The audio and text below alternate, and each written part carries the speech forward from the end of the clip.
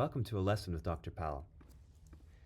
Let's take a look at relationships with adding angles and tangents, in particular just with the situation, perhaps, and realize that tangent's the same thing as the slope of a line through the origin.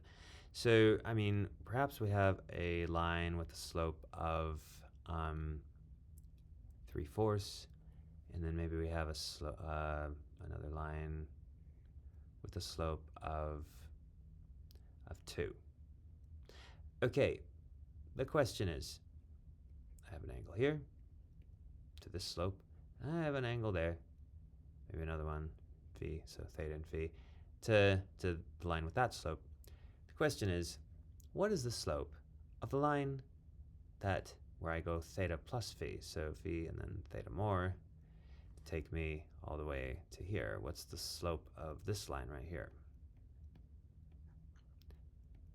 Another way of saying that is just the tangent, right? The tangent of theta plus phi is equal to what is really what I'm asking.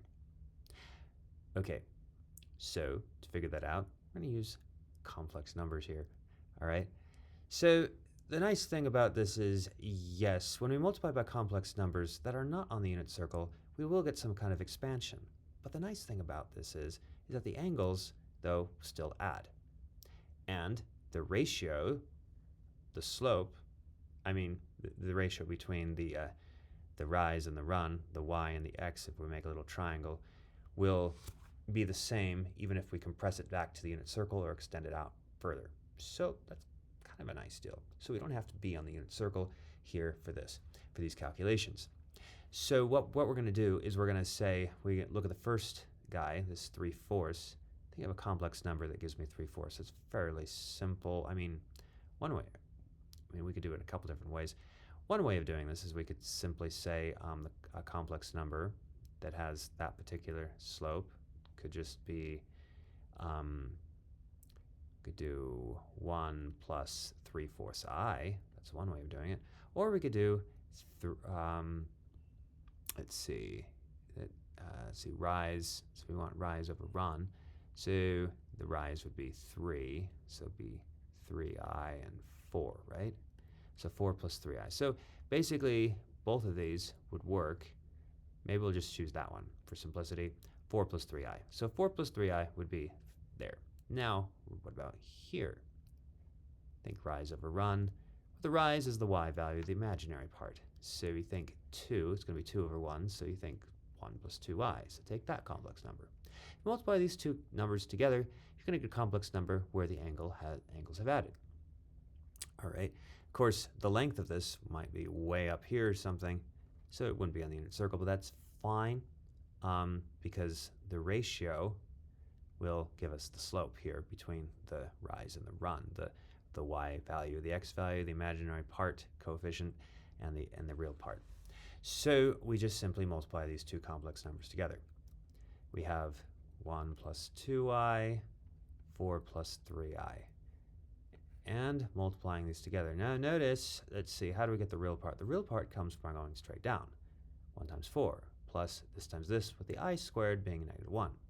So you get -6 from this multiplication downward, and 4 from that. 4 minus 6 would give you -2. So you get -2 for the real part. The imaginary part comes from crossing.